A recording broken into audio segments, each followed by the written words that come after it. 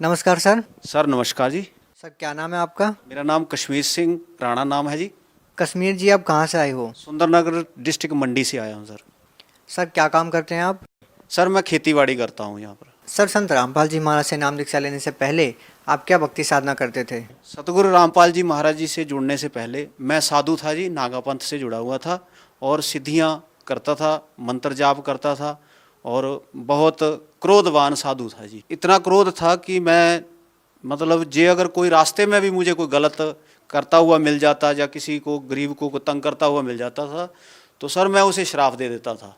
और मेरी ज़िंदगी में सबसे खास और अहम घटनाएं ये हैं कि जिनको मैंने श्राप दिया हुआ है वो मेरी घटना में 11 लोग हैं और वो जब भी मुझे मिलते हैं तो उनकी ऐसी कंडीशन है कि मेरे दिल खोल जाता है। और परमात्मा से यही अरदास है गुरु जी सतगुरु रामपाल जी महाराज जी से कि परमात्मा ये जो कर्म भोग रहे हैं ये मेरे करने से भोग रहे हैं जब मेरे श्राप देने से भोग रहे हैं कि ये इनकी अपनी करनी है। जैसे फिर मैंने साधु जब मैं बना था तो उसके बाद मैं घर में मंदिर बना हुआ था तो वहाँ पर मैं चौकिया भी देता था। तो लोगों को जैसे प्रश्न डालते हैं वो भी काम करता था। तो चलंगी सदंगी और मदंगी 3 तरह की विद्या थी इस संसार की ये, तो वो मैं काम करता था तो जिससे लोगों का ज़्यादा से ज़्यादा भला करता था। लेकिन बाद में इस चीज़ का अनुभव हुआ तो मैंने अपनी कमाई ही गवाई है, लेकिन उससे कुछ फ़ायदा नहीं मिला, दुख के सिवा मुझे कुछ नहीं मिला ज़िंदगी में। सर पहले आप नागा पंथ से जुड़े हुए थे, आप 9 साल तक नागा साधु बनकर रहे और उनके द्वारा दी गई भक्ति साधना की। सर इतनी भक्ति करने के बाद, इतनी तपस्या करने के बाद अचानक आपके मन में ऐसा क्या आया कि आप संत रामपाल जी महाराज की शरण में चले गए? सर मैं भागवत गीता खुद भी पढ़ता था, कुरान शरीफ मेरे घर में है, 18 पुराण भी थे और उनको पढ़ता था, लेकिन मुझे उसका मतलब और मीनिंग नहीं समझ आता था। लेकिन एक दिन अचानक टेलीविज़न के आगे बैठा हुआ था तो कुछ थोड़ी सी घटना मैं और भी बताता हूँ आपको कि मैंने साधु पुना छोड़ दिया था 9 साल के बाद। तो मेरे जो देवी देवते थे वो मेरे पीछे पड़ गए। लोगों को प्रेत बाधा होती है, मुझे देवता बाधा हो गई। तो उसमें ऐसा हुआ कि सभी देवताओं को जिसमें से सबसे ज़्यादा श्रेष्ठ मानता था मैं शिव भोलेनाथ जी को और बाबा बालकनाथ जी को। तो उनका मैंने घर में मंदिर बनाया हुआ था। तो वो एक दिन ऐसा हुआ कि वो आपस में सब लड़ गए। 33 करोड़ देवी देवता ऐसे हो गया जैसे महाभारत का युद्ध हो रहा है और लड़ाई हमारी आपस में होती, भगतमती जी के साथ होती और मेरी होती, मेरी घरवाली के साथ मेरी लड़ाई होती। तो उसमें इतना हालात ख़राब हो गए कि बीमार पड़ने लगे, पशु मरने लगे। मैं खेतीबाड़ी का काम करता हूँ, आपको पहले भी बताया। तो कहीं जाने का, किसी तांत्रिक के पास अपना इलाज कराने, किसी ने कहा कि आप खुद अपने सिर के बाल नहीं काट सकते, आपको दूसरे तांत्रिक के पास जाना पड़ेगा। तो वहाँ पर गया तो उन्होंने कहा कि आपको इनके सब के मंदिर बनाने पड़ेंगे। तो भगत जी, एक किसान आदमी अपने पेट का पालन करेगा कि इनके मंदिर बनाता रहेगा? तो उससे थोड़ा सा मन हट गया, ठेस लगी। कुदरती परमात्मा ने मुझे खींचना था, सतगुरु रामपाल जी महाराज जी ने। तो रात को कहीं अचानक टेलीविज़न के सामने बैठा हुआ था तो रिमोट से जैसे अचानक साधना चलने लग गया। तो उसमें सतगुरु रामपाल जी का प्रोग्राम चल रहा था, सत्संग चल रहा था। तो सुनते सुनते मैंने भागवत गीता और ज़्यादातर उस दिन उन्होंने देवी भागवत पुराण के बारे में बता रहे थे। तो मैंने उसको जब मिलान किया तो मेरे कलेजे के चिथड़े उड़ गए, भी ये ज्ञान कहाँ से आ गया। और उसको सुनते सुनते ऐसी गंदी आत्मा भी था कि सत्संग भी सुनता था लेकिन हाथ में बीड़ी थी और यही स्मोकिंग करता था। और 1 साल तक मैंने सत्संग उनका सुना। सत्संग सुनने के बाद फिर मुझे ललत होगी कि मैं अब इस रास्ते पर मुझे जाना पड़ेगा और ये कुछ नया ज्ञान है और कुछ नया अनुभव भी था। तो भगत जी मैंने किसी भगत को ढूंढने की कोशिश की, क्योंकि अकेला था, गांव में मेरे साथ और कोई नज़दीक भगत नहीं है। तो उससे फिर मैंने किसी भगत के साथ संपर्क किया। तो उनके साथ हमारे गोहर साइड पड़ती है डिस्ट्रिक्ट मंडी में, वहाँ के भगत हैं हेमराज जी, उनको फ़ोन किया और उनके साथ फिर बरवाड़ा आश्रम में मैंने नामदान लिया। तो गुरु जी का आशीर्वाद भी मिला और भक्ति मिली और वो ही मेरे लिए बड़ा ख़ास दिन था। 14 अगस्त 2014 को मैंने सतगुरु रामपाल जी महाराज के शरण में ग्रहण की थी। सर जैसे कि पहले खुद आप एक साधु थे, नागा पंथ से जुड़े हुए थे और उनके द्वारा दी गई भक्ति आप कर रहे थे और 9 साल तक आपने बड़ी तपस्या की, खूब साधना की। संत रामपाल जी महाराज के प्रवचन सुने। तो सर आपको संत रामपाल जी महाराज के प्रवचनों में, सत्संगों में ऐसा क्या लगा कि आपने एकदम इतने साल से करते आ रहे साधना को छोड़कर संत रामपाल जी महाराज की शरण में आ गए? आपको ऐसी उनकी कौन सी बात अच्छी लगी? सर भागवत गीता जो हम पढ़ते थे सतगुरु रामपाल जी महाराज जी के सत्संग सुनने के बाद, जिस वक्त हमने भागवत गीता हम पढ़ते थे, 15वें अध्याय का पहला श्लोक पढ़ते थे, पीपल का वृक्ष, ये संसार एक पीपल का वृक्ष है, लेकिन पढ़ते तो जरूर थे लेकिन करते नहीं थे। सर उसके बारे में हमें नॉलेज ही नहीं आती थी, क्योंकि गुरु के बिना ज्ञान नहीं होता था। जो गुरु हमने पहले बनाए थे वो चेला चलंगी करते थे, उसमें आप सभी जानते हैं कि इसमें तांत्रिक तमोगुनी काम चलते हैं, तो वो मैं करता नहीं था।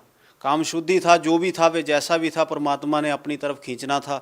तो तड़फ तो भक्ति की थी, भगवान की थी, लेकिन मालिक के साथ जुड़े, अच्छा ज्ञान लगा, तो इसलिए हम परमात्मा के साथ जुड़ गए। सर गीता का ज्ञान तो बहुत सारे धर्मगुरु देते हैं, आपको संत रामपाल जी महाराज के ज्ञान में ऐसी क्या भिन्नता नजर आई?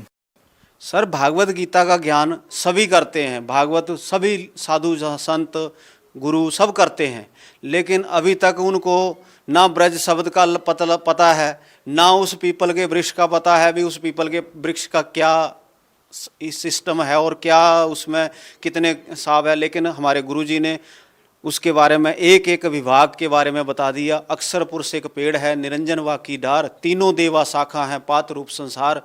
तो यही पूर्ण गुरु थे और इन्होंने हमें पूरा ज्ञान हमें दिया।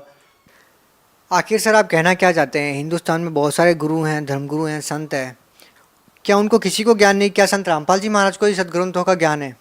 सर ज्ञान जितना उनके ज्ञान, ये मैं किसी को भी नहीं कह सकता कि, क्योंकि इतना मेरे में समर्थ नहीं किसी को गलत कहना, लेकिन उनको ज्ञान ऐसा था, पढ़े जरूर हैं लेकिन कड़े नहीं हैं। सर संत रामपाल जी महाराज तो साफ साफ मना करते हैं कि मेरे अलावा किसी के पास ऐसा ज्ञान नहीं है।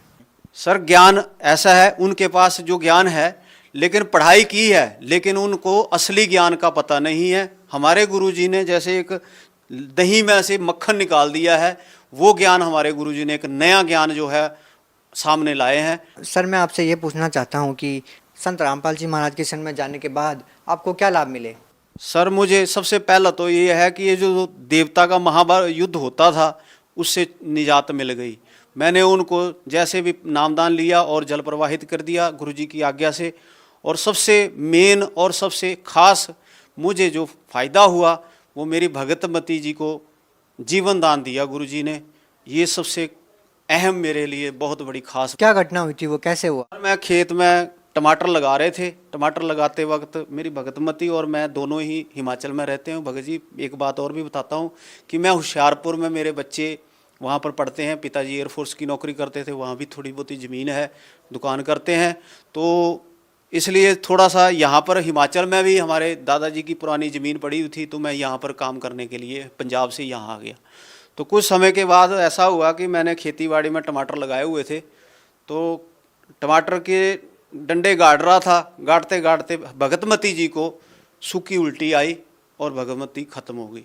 उसका एक छोटा सा उदाहरण मैं पहले देता हूँ कि मैंने आपको पहले बोला कि मैं चौकियाँ देता था, प्रश्न डालता था। तो जिस वक्त मेरी आज से कोई 14 साल पहले अपनी भगतमती के साथ मेरी शादी हुई थी, तो मैंने भगतमती को शादी से दूसरे तीसरे दिन उसको प्रश्न कर दिया था कि आपकी मौत जो है 33 से 34 साल की उम्र में आप ख़त्म हो जाओगे, आपकी आयु ही इतनी है। लेकिन मैं उस भविष्यवाणी मैंने की थी, तो इसलिए उस भविष्यवाणी के कारण मुझे उस वक्त झटका लगा कि जिस वक्त वो बिल्कुल डेड, उसकी श्वास नाली ख़त्म, श्वास नहीं चल रहा था और रंग बिल्कुल पीला हो गया। और कुदरती ऐसी बात थी कि उस दिन बारिश का मौसम था, हिमाचल की बात है, आप सब लोग जानते हैं कि अगर 2-3 घंटे अगर बारिश पड़ जाए तो पहाड़ी इलाके में धुंध पड़ जाती है ठंड के कारण, टेम्परेचर डाउन होने के कारण। तो उसमें सबसे बड़ा दुख मुझे उस वक्त ऐसा हो रहा था, झटका, कि ये जो गाँव के लोग हैं मुझे मार देंगे, क्योंकि मैंने इनके सामने अपने मंदिर के जो देवी देवता थे वो मैंने सारे जल प्रवाहित किए थे और इन लोगों ने मेरा को जिंदा ही जला देना था, क्योंकि हमारे रीति रिवाज में, हिमाचल के रिवाज में देवी देवताओं को कुछ खास मानते हैं। तो उस खास वजह से मुझे रोना आ गया। लेकिन उससे पहले ऐसा था कि मैं गुरुजी के, परमात्मा जी से, संत गुरु रामपाल जी महाराज जी से मैं जुड़ चुका था। तो मैंने आपका लास्ट नंबर जो साधना चैनल में प्रोग्राम आता है गुरुजी का, उसमें 41 नंबर लास्ट है, उसमें मैंने फ़ोन किया, तो आगे से भगत जी को मैंने मेरा तो रोना निकल रहा था भगत जी, बता नहीं सकता।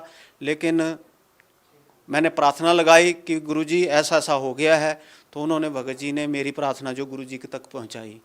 तो गुरुजी ने दोबारा उसी आधे घंटे के बाद फिर दोबारा मुझे उसी फ़ोन नंबर पर फ़ोन आया कि बेटा इसकी आयु इतनी ही थी और अब मैं इसको आयु दे रहा हूँ और इसको भक्ति के लिए उम्र दे रहा हूँ। तो इससे 3 घंटे के बाद मेरी भगतमती को मैंने घर में गया, गुरुजी ने बोला आप माला जाप करो। मैंने माला जाप की और घर में गुरुजी का दिया हुआ एक अमृत की शीशी हमें दी जाती है आश्रम में, वो अमृत ले आकर मैंने अपनी भगतमती जी के मुंह में डाल दिया। तो 3 घंटे के बाद उसको होश आ गई। ये सबसे मेरी खास और ऐसी घटना है जिस घटना को देखकर मैं आज मर सकता हूँ लेकिन झुक नहीं सकता, और गुरु महाराज परमात्मा बंदी छोड़ सतगुरु रामपाल जी को कभी नहीं छोड़ सकता। और क्या लाभ मिले सर आपको? और सर मुझे लाभ तो बहुत हैं, गिनाते गिनाते तो शायद मेरी ज़िंदगी भी मुक जाएगी, ये लाखों जन्म में लूँगा तब भी मैं मालिक के बंदी छोड़ सतगुरु रामपाल जी के गुण नहीं गा सकता। लेकिन एक छोटा सा अनुभव और बताता हूँ, क्योंकि पहाड़ी सोच भी है, कुछ पंजाबी सोच भी है।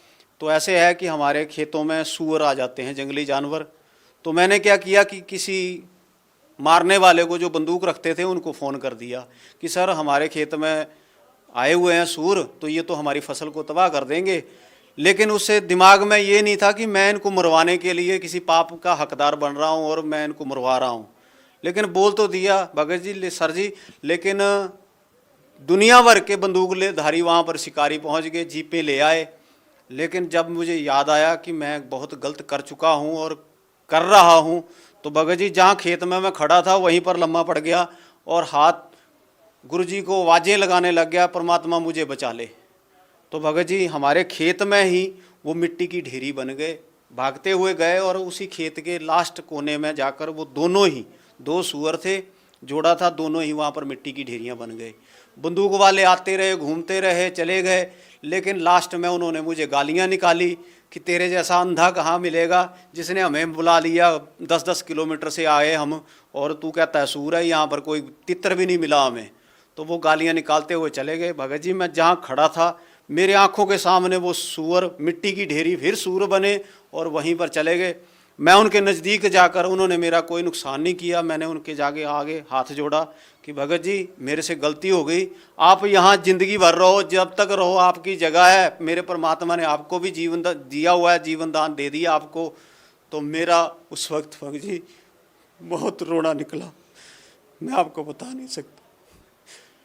इस मालिक ने जगह जगह पर मेरा साथ दिया है। भगत जी एक गरीब आदमी और एक किसान आदमी के पास कितना धन दौलत होता है हर आदमी को पता है। बहुत मेहनत करता हूँ, एक बैल से ज़्यादा मेहनत करता हूँ मैं, लेकिन इस मालिक ने मुझे कभी भी कमी नहीं दी। कभी कभी तो ऐसा भी हो जाता है, मैं डरता हूँ अगर लोगों को भी बताऊँ, शायद अगले मजाक समझे, गरीबी का मजाक उड़ता है आज संसार में। लेकिन बात ऐसी है कि किसी वक्त तो मेरे पास राशन लेने के लिए भी 500 रुपये नहीं होते, तो रात को फरियाद करता हूँ गुरुजी के आगे, परमात्मा तेरा बच्चा तो भूखा मर जाएगा, लेकिन परमात्मा मुझे सुबह सराहने के नीचे ही 500 रुपये रख देते, बेटा इतना ही दूंगा, ज़्यादा नहीं दूंगा तेरे को। और इस परमात्मा ने जब कांड हुआ 14 नवंबर 2014 को, तो उस वक्त हम रास्ते पे थे, 3 हाजिरियाँ मेरी हो चुकी थी। तो गुरुजी के साथ ऐसी घटना इन बेईमानों ने, इस सरकार हरियाणा सरकार ने कर दी कि हमारे पिताजी को अंदर कर दिया। हम किसी के आगे अपना दुख नहीं गा सकते, ना ये संसार सुन सकता है, क्योंकि आंख के अंधे और अकल के अंधे लोगों को कोई समझ नहीं आती सर जी, देखकर भी नहीं समझ रहे हैं। सर जैसा कि आपने बताया कि आपकी पत्नी को संत रामपाल जी महाराज ने जीवन दान दिया है, और भी अन्य संतों के जो श्रद्धालु हैं, भगत हैं, जो अन्य देवी देवताओं की पूजा करते हैं, उनके साथ भी ऐसी बहुत सारी आकस्मिक घटनाएं घट जाती है। उनको जीवन दान नहीं मिल पाता, वो भी बहुत फरियाद करते हैं अपने गुरु से, अपने भगवान से। और आपने संत रामपाल जी महाराज को याद किया और आपके पत्नी की जीवन रक्षा हुई। इस बारे में आप क्या कहना चाहेंगे? जो अन्य संतों के अनुयायी हैं उनको ये लाभ क्यों नहीं मिल पाते? सर उन लोगों के पास मनमाना आचरण है, उनकी भक्ति सही नहीं है, उनको मंत्रों का ही पता नहीं है। जय माता दी करते जाएंगे, लेकिन उसका पता कोई नहीं है अभी वो कौन सी माता है और किसका कनेक्शन है, कहाँ जोड़ना है, क्या हिसाब है। वो मनमाना आचरण है, लोक वेद के आधार पर वो पूजा करते हैं, तो उसमें सर पावर नहीं होती। हमारे गुरु जी के शब्द में शक्ति है, जो वो एक बार शक्ति हमारे संचार हमारे शरीरों में भेज देते हैं तो वो साथ रहते हैं, शब्द रूप में हमारे सदा साथ रहते हैं। सर संत रामपाल जी महाराज जी, जिनको आप परमात्मा बोलते हैं, जिन्होंने आपकी पत्नी की रक्षा की और आपको सूरों की हत्या के पाप से बचाया, एक ऐसे संत पर बहुत सारे आरोप लगते हैं और उनको जेल में डाल दिया जाता है। और बहुत सारे लोगों का ये कहना है कि उनके अनुयायियों का अभी भी हिसार में जाना या उनके दर्शनार्थ जाना एक अंधविश्वास है। आज भी जो लोग उनसे जुड़े हुए हैं वो एक अंधभक्ति के तहत जुड़े हुए हैं। आप इस बारे में क्या कहना चाहेंगे? सर अंधभक्ति के आधार पर नहीं जुड़े हुए हैं। गुरुजी को जेल में गए हुए 14 नवंबर 2014 से गुरुजी अंदर हैं, लेकिन उसके बावजूद भी आज लाखों करोड़ों भगत परमात्मा के साथ जुड़ चुके हैं।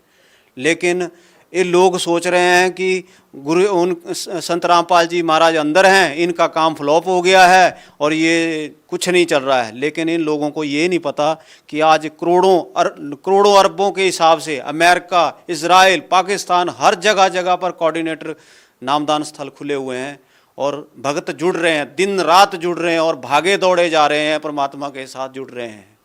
सर, जो श्रद्धालु संत रामपाल जी महाराज से आज जुड़ना चाहते हैं उनके लिए क्या व्यवस्था की गई है?